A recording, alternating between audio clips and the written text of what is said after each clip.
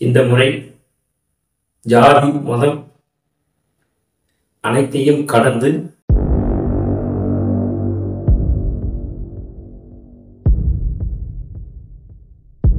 தற்போது டாக்டரின் அவசியத்தை புரிந்து கொண்டிருக்கின்றார்கள்.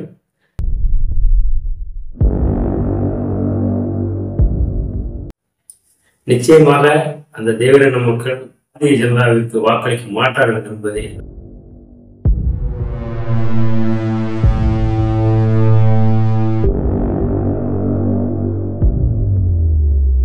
வாக்களிப்போம் இரட்டை இலைக்கு.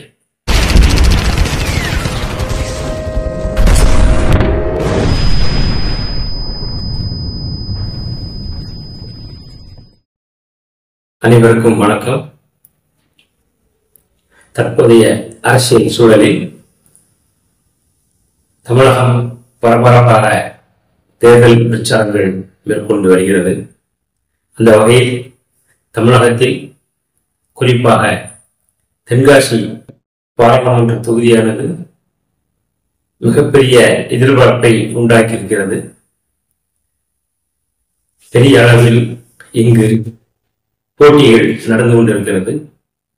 அந்த வகையில் புதிய தமிழகம் கட்சி சார்பாக நிறுவன தலைவர் டாக்டர் ஐயா அவர்கள் களம் காண்கிறார்கள். குறிப்பாக 7வது முறை. இந்த முறை ஜாதி மதம் அனைத்தையும் கடந்து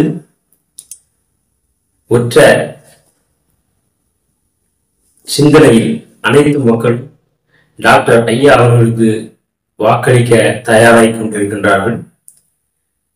நான் சில நண்பர்களிடம் அரசியல் குறித்து பேசும் பொழுது டாக்டர் மிக திறமையான சரியான ஒரு கேண்டிடேட். இதற்கு முன்பு அவர் மீது இருந்த சில எதிர்ப்புகள் என்னவென்றால் ஜாதி மதம் அதை கடந்து ஒரு நேர்மையான தலைவர். அந்த வகையில் அவரை பிடிக்காதவர்கள் பலர் தவறான சித்தரிப்புகளுடன் பிரச்சாரம் மேற்கொண்டார்கள். மக்கள் மனநிலையிலும் கூட சில மாற்றங்கள் உண்டாகி இருந்தது. தற்போதைய சூழலில் தென்காசியில் போட்டியிடும் வேட்பாளர்களில் டாக்டர் ஐயா அவர்கள் மட்டும்தான் சிறந்த கேண்டிடேட்டாக மக்கள் பார்க்கிறார்கள். அவர்களுக்கு டாக்டர் ஐயாவுக்கு வாக்களிக்க அவர்கள் 3 காரணங்களை முன்னெடுக்கின்றார்கள். அதில் முதன்மையான காரணம், கடந்த 7 முறை 6 முறை தொடர்ந்து போட்டியிட்டு 7வது முறையும் நிற்கும் பொழுது அவர்கள் சொல்லும் காரணம், 6 முறையும் தோற்றுவிட்டு மீண்டும் மீண்டும் இங்கே நிற்கிறார், இந்த மக்களுக்கு ஏதோ செய்ய நினைக்கிறார், அது சில பல காரணங்களால் தள்ளி போய்கொண்டே இருக்கிறது. இந்த முறை கட்டாயம் ஜாதி மதம் கடந்து அவரை முன்னெடுத்த அனைவரும் தயாரிக்கிறோம். தற்போது டாக்டர் அவர்களை வெற்றி பெற செய்ய அனைத்து மக்களும் ஒருமித்த கருத்துடன் இருக்கின்றார்கள். 6 முறை அவர் வெற்றி வாய்ப்பை இழந்து இந்த மக்களுக்காக இன்று வரை தொடர்ந்து களமாடிக் கொண்டிருக்கின்றார். நான் வாழ்ந்தாலும் வேண்டாலும் எனது பணி இந்த மக்களுக்காகவே. ஆகவே நிச்சயமாக தன்னம்பிக்கையுடன் அவர் 7வது முறையாக களம் காண்கிறார். ஆகவே மக்கள் அவர் மீது மிகப்பெரிய கிரேசியில் இருக்கின்றார்கள். நிச்சயமாக அனைவரும் அவருக்காக வாக்களிப்பார்கள். இந்த முறை பாராளுமன்றத்தில் தென்காசி தொகுதிக்கான உரிமையை பெற்றுத்தர அவர்கள் தகுதியான வேட்பாளராக மக்கள் கருதுகின்றார்கள். இந்த வகையில் அவருடைய வெற்றி நிச்சயிக்கப்பட்ட ஒன்று. அதே போல மாற்று சமுதாயத்தில் அனைவருமே இந்த முறை அவரை ஏற்றுக்கொண்டார்கள். படித்த இளைஞரிடம் மிகப்பெரிய ஒரு நேர்மறையான கருத்துக்கள் நிலவுகிறது. அந்த வகையில் நிச்சயம் அவர் 7வது முறையாக இந்த தென்காசி பாராளுமன்றத்தில் போட்டியிட்டு வென்று பாராளுமன்றம் சென்று இந்த தென்காசி தொகுதிக்காக மக்களுக்காக வளர்ச்சி பணிகளை மேற்கொள்ள தயாராகிக் கொண்டிருக்கின்றார். அந்த வகையில் அனைவரும் அவருடைய வெற்றியை எதிர்பார்த்துக் கொண்டிருக்கின்றார். இதே போன்று டாக்டர் ஐயா அவர்கள் வட மாநிலங்களில் குறிப்பாக ஜார்க்கண்ட், யூபி, எம்பி, பீகார், வடகிழக்கு மாநிலங்களில் தனது அரசியலை எதிர்ப்பாரானால் நிச்சயமாக அவர் ஒரு மிகப்பெரிய ஆளுமையாக அங்கு இருந்திருப்பார். அவருடைய அருமை அனைவருக்கும் புரிந்திருக்கும். நிச்சயமாக அவர் ஒரு முதலமைச்சராகவோ ஒரு சக்தி வாய்ந்த அமைச்சராகவோ இருந்திருப்பார். ஆனால் நமக்கு அப்படி ஒரு தலைவர் கிடைத்தும் நாம் பாழாக்கி கொண்டிருக்கின்றோம். வளர்ச்சியை பற்றி யோசிக்காமல் அடிமைகளுக்காகவும் அரசியலுக்கு அப்பாற்பட்டவர்களுக்காகவும் தமது வாக்கை அளித்து வீணாக்கி கொண்டிருக்கிறோம். தற்போதைய சூழல் இதற்கு எல்லாம் முற்றுப்புள்ளியாக அமையும் என்று கருதுகிறோம். வேற்று சாதியில் பிறந்தவர்கள் கூட தற்போது டாக்டரின் அவசியத்தை புரிந்து கொண்டிருக்கின்றார்கள். அவர்கள் நிச்சயமாக வாக்களித்து அனைவருடைய ஒத்துழைப்போடும் அவர் பாராளுமன்றம் செல்வார் என்பது மிகப்பெரிய சந்தோஷமான ஒரு விஷயமாக இருக்கிறது. சமகால அரசியல் தலைவர்களில் இவரை போன்று ஒரு ப்ரொஃபைல் உள்ள தலைவர்கள் தமிழ்நாட்டில் எவரும் இல்லை. தனது 50 ஆண்டுகளுக்கு மேலான அரசியல் அனுபவம், ஒரு ஆளுமையான ஒரு தலைமைத்துவம், போராட்ட குணம், பல இன்னல்களை சந்தித்தும் பல மிரட்டல்களை சந்தித்தும் இன்று வரை எதிர்த்து களமாடி கொண்டிருக்கின்றார். டாக்டர் ஐயா அவர்களுக்கு பிறகு இயக்கங்கள் ஆரம்பித்த பலர் ஏதோ ஒரு பெரிய விருப்பத்திற்காக பல பெரிய இயக்கங்களுடன் இணைத்துவிட்டு பதவி சுகம் காண்கின்றார்கள்.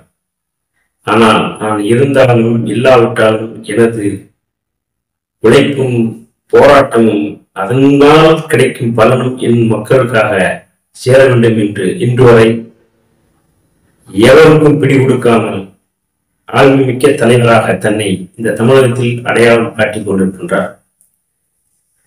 சிலர் பணத்திற்காக பதவிக்காக நிலை போய் தமிழில் ஒரு பழமொழி உண்டு, மேய மாடை நக்கிற மாடு கெடுத்ததாற்போ என்பது. அதுதான் தற்போது நடந்து கொண்டிருக்கிறது. எதிரிக்கு தனக்கு ஒரு கண் போனாலும் எதிரிக்கு 2 கண் போக வேண்டும் என்ற கெட்டெண்ணம் பிடித்தவர்கள் இந்த அரசியலில் கோலச்சு வருகிறார்கள், உலாவிக் கொண்டிருக்கின்றார்கள். அவர்களுக்கு வருகின்ற பாராளுமன்ற தேர்தல் மிகப்பெரிய சம்மட்டி அடியாக இருக்கும் என்பது சந்தேகமில்லை. தற்போதைய நாடாளுமன்ற சில கட்சிகளின் கூட்டணிகள் குறித்து நாம் இங்கு அலசி பார்க்க வேண்டியது அவசியம் இருக்கிறது.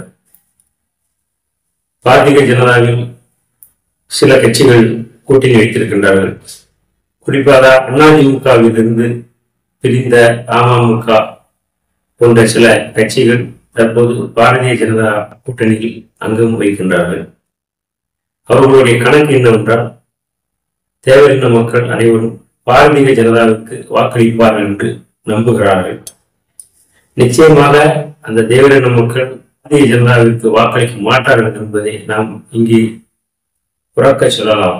காரணம், 2017 திருமதி சசிகலா அம்மையார் அவர்கள் முதலமைச்சராக பதவி ஏற்பதை தடுத்தது இந்த பாரதிய ஜனதா. அன்று பாரதிய ஜனதா தடுக்கவில்லை என்றால் இன்று திருமதி சசிகலா அம்மையார் அவர்கள் தமிழகத்தின் முதலமைச்சராக ஆயிருப்பார். அன்று முதல் பாரதிய ஜனதாவில் தேவையான மக்களுக்கு பெருவாரியான எதிர்ப்பு இருக்கிறது. இந்த கட்சிகள் கூட்டணி சேர்ந்ததால் நிச்சயமாக அவர்கள் அந்த வாக்கு அவர்கள் கொடுப்பார்கள் என்று சொல்லிவிட முடியாது. காரணம், அந்த கோபம் இன்னும் அவர்களுடன் இருக்கிறது. நிச்சயமாக அவர்கள் திமுகவுக்கு வாக்களிக்க மாட்டார்கள். காரணம், அவர்கள் எதிர்த்துதான் அவர்கள் அரசியல் கட்சி களமாடிக் கொண்டிருக்கிறது. இந்த வகை ஏற்கனவே கால் நூற்றாண்டுக்கு மேலாக அந்த தேவேந்திர மக்கள் இந்த அனைத்து இந்திய அண்ணா திராவிட முன்னேற்ற கழகத்தில் தங்களை முழுமையாக ஈடுபடுத்திக் கொண்டு அந்த கட்சியில் பல பலாபலங்களை அணிவித்திருக்கிறார்கள். அவர்கள் நிச்சயமாக மனசாட்சி சொல்லும், நம்மை கெடுத்த கட்சிக்கு வாக்கா அல்லது இன்று நாம் கூட்டணி இல்லை என்றாலும் நமக்காக செய்த கட்சிக்கு வாக்கா என்றால இரட்டலையிலே தான் அவர்கள் வாக்கு செலுத்துவார்கள். இந்த மக்கள் மாத்திரமல்ல, இதே போன்று அனைத்து மக்களுமே அவர்களுக்கு ஒரு சுய சிந்தனை இருக்கிறது. அவர்கள் யார் வந்தால் நமக்கு நன்றாக இருக்குமோ அவர்களுக்கு தான் வாக்களிப்பார்கள். சில சில்லறைகள் சிதறி போனால் பெரிய மாற்றங்கள் நிகழப்போவதில்லை. இந்த வகை இன்று அனைத்து சமுதாய மக்களும் டாக்டரை முழு மனதோடு ஏற்றுக் கொண்டிருக்கின்றார்கள். அவர்கள் வெற்றி உறுதி செய்யப்பட்டது. காசுக்காக மக்களை தூண்டிவிட்டு வேடிக்கையை காட்டும் சில ஆட்டோ டிரைவர்கள், ஆபாச பட தயாரிப்பாளர்களும் இந்த எலெக்ஷனில் டாக்டர் ஐயா அவர்களை வீழ்த்துவதற்காக களம் இறக்கப்பட்டிருக்கிறார்கள். அவர்களுக்கு மக்கள் நிச்சயமாக பதிலடி கொடுப்பார்கள். தற்போதைய சூழல் டாக்டர் ஐயா அவர்களுக்கு மிக பிரகாசமான வெற்றியை தேடித்தரும். ஆகவே அனைத்து மக்களும் ஒற்றுமையுடன் தென்காசி வளர்ச்சியை பற்றி மட்டும் சிந்தித்து வாக்களிக்க வேண்டும் என அன்போடு கேட்டுக்கொள்கிறோம். டாக்டர் ஐயா அவர்களின் சமூகம் சார்ந்த அனைத்து இயக்கங்களுமே இன்று டாக்டர் ஐயாவின் பின்னாடி அவருக்கு தங்களுடைய ஏகோபித்த ஆதரவை தெரிவித்து வருகிறார்கள்.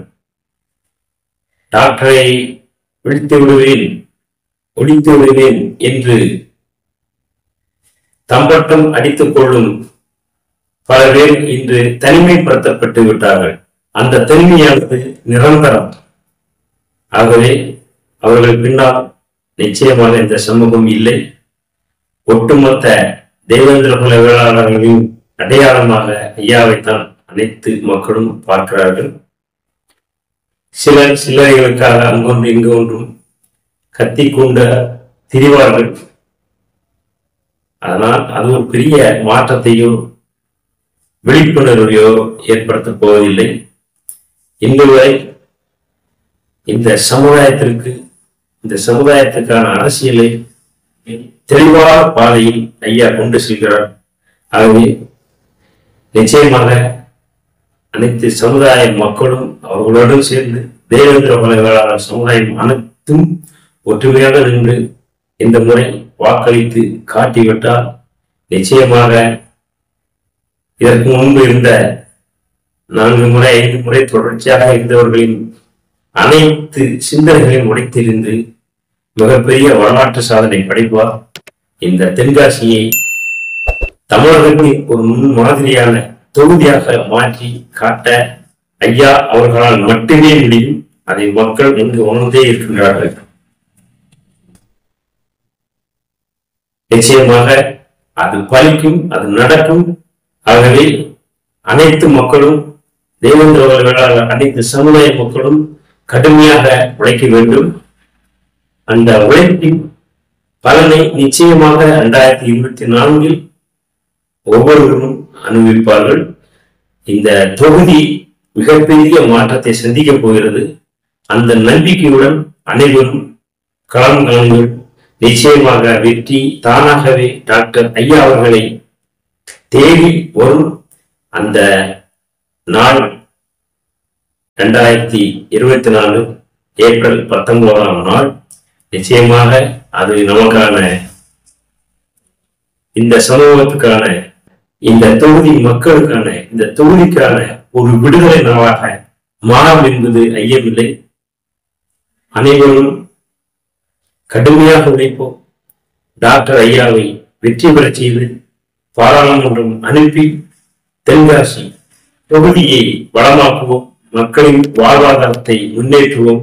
தொழில் புரட்சியை உண்டாக்குவோம், வாக்களிப்போம் இரட்டை இலைக்கு. நன்றி.